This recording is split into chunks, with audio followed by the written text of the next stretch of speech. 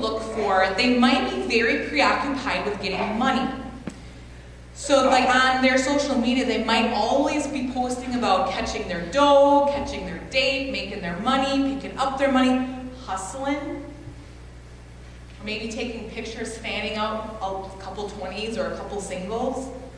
Maybe taking pictures in a sexually provocative manner with a couple of those 20s.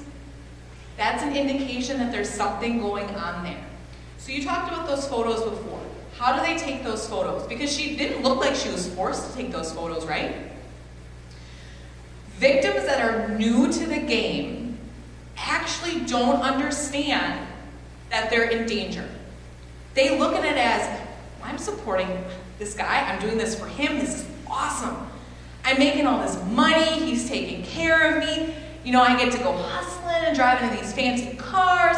I'm living the fast life because Hollywood makes hustling and living gangster style look like what? Pretty freaking awesome, right? And so they take these photos and they're getting all this attention. All these other guys like the way she looks. They're paying for them. In the beginning, they actually enjoy a little bit of it. That 18-year-old girl I mentioned, did I mention the one that she thought money was worth more to her than herself? Did I talk about her? I can't remember. You're my fourth presentation today. So, years ago, when I arrested that pimp, one of the girls he was pimping out was 18 years old. They were pimping her out of the cellar at their house. Remember the whole spiders and clowns thing? This cellar was like the creepy cellar you see in horror films with like the wet, slimy walls and the cobwebs hanging down. I'm short. I kid you not, I'm walking through this cellar like this. Because the cobwebs, like the thought of cobwebs touching my hair, not okay. Whoa. Anyway, she was catching dates in the cellar. That's what they thought of her. That's what she amounted to. Was giving blowjobs and having sex with random men in this dirty cellar. And the used condoms were everywhere. It was gross. Anyway, we had set up a sting, and that's how we ended up arresting her. Or finding her and arresting her. She's an adult, so I can't hold her accountable for her crime. I'm talking to her, and she's got an attitude, don't get me wrong. And I'm like, why are we doing this? Do you see the type of path you're going down? And she's like, what's the big deal? So on her advertisement were photos. She literally put the camera or her phone on the ground, stood over it like this, and let it take a picture. So you can imagine what you could see. I'm like, doesn't it bother you that random men, aka my creepy coworkers in the next room, can see those photos? And she's like, that's the point. Okay, fair enough, I walked into that. I'm like, okay, you're going to school, you said you were trying to get a part-time job, so why are we doing this? Because she wouldn't admit that she was a victim. She would not admit that she was being pimped up. And she's like, it's fast, easy money. True. Okay. So is working at like Target, right? You get a paycheck. I get a paycheck. And I'm like, how much are you making? She's like, you see these jeans? They're $250. My response, which probably wasn't a good one, see these yoga pants? They were $20 like 8 years ago because I'm a cop and we're poor. And she's like, I just like expensive things. Do not compare your life to mine. All right, I'm like, I like expensive things too. Love expensive things. So what is it? I mean, what drives you? I guess money's worth more to me than myself. All right. Conversation was done. Because in her mind, she was still living the fast life. She was still enjoying or accepting of what she was doing. So when they take those photos, it's no big deal. Because they probably take them for that pimp, for that trafficker. It's no big deal. Because they can't take pictures of themselves sad and use that to sell, right? Those might have been the pictures in the beginning, where she still liked it. No big deal, I'll pose because they like how I pose. They like this. But maybe a couple months later, you might not see those photos anymore.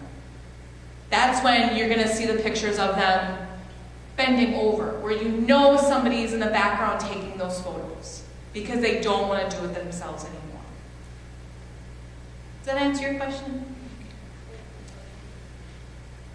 Another thing, they will use terms such as daddy, the life, the game, or uncle, sister wife, wifey, stable, catch a date. A pimp will have anywhere from 2 to 3 girls or 5 to 6 girls in his stable. The stable is the house or the place that he keeps them, or where they live. The girls will refer to themselves as sisters or wifeys. So that's something to kind of watch for if they're using those terms. Tattoos and branding. If your 16-year-old comes home with a tattoo and you did not approve of it, you might want to ask some questions. Because how old do you have to be to get a tattoo in the state of Wisconsin? 18, unless you have a parent's consent. And most tattoo places, legit places, won't tattoo you until you're 18 and over. So if your child comes home and they have a tattoo, you might want to ask where they got that and how they got that. Pimps will label their product. That child is their product. So they are going to brand it. These are real photos. I love my dad, love him, but I would never get daddy's girl on my body, ever. King, the king and the crown.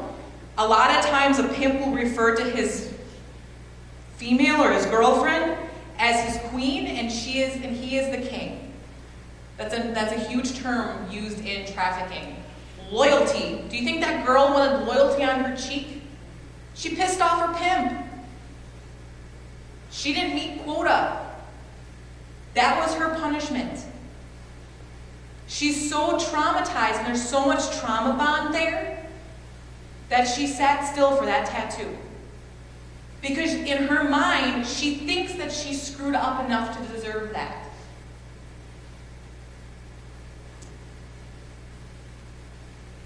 Average age of entry is 13 to 14 years old. It used to be 11. 11 to 15, it's gone up. 13 to 14 years old is the average age of entry. When I did my presentations earlier today, almost everyone raised their hand as having social media. That's where it's happening. Your 13 or 14-year-old isn't going to go to the mall and get kidnapped. They might get approached by a trafficker. An older guy might try and hit on a 13-year-old girl. That's very possible, yes. They might strike up that conversation or strike up that relationship in person, but the majority of it is happening online. The majority of it is happening through social media.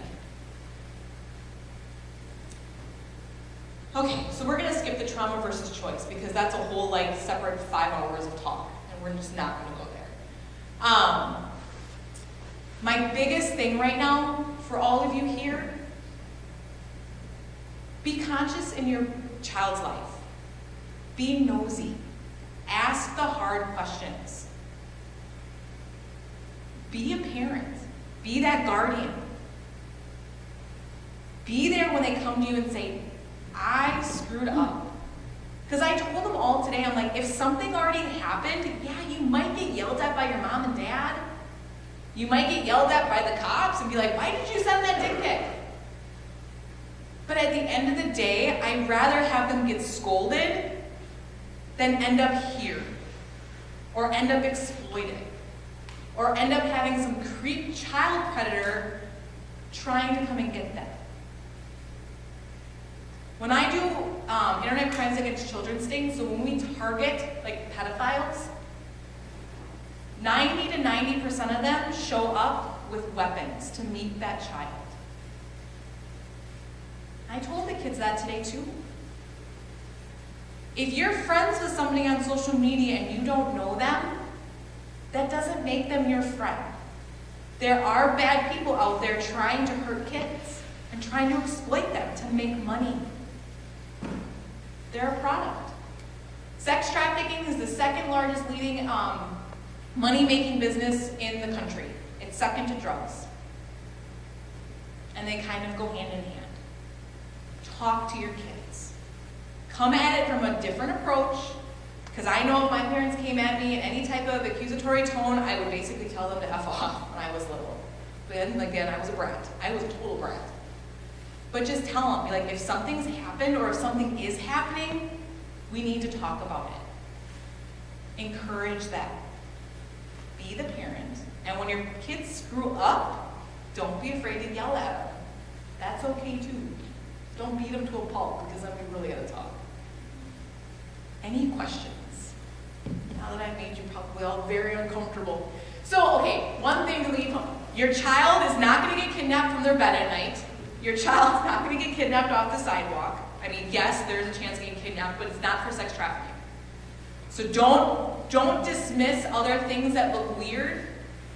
Okay? If it looks weird, tell us about it. Call somebody, but you need to do it right away. Because yeah, there are creepers out there. But if something is happening, we need to know about it. Okay? All right, any questions? Now that I've left you all like, yeah.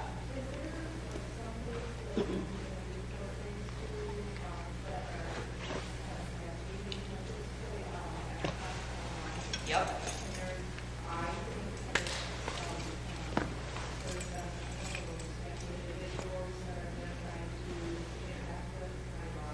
Absolutely. So the best thing with that is, I'm not familiar with it. Can you block people on Xbox? Okay.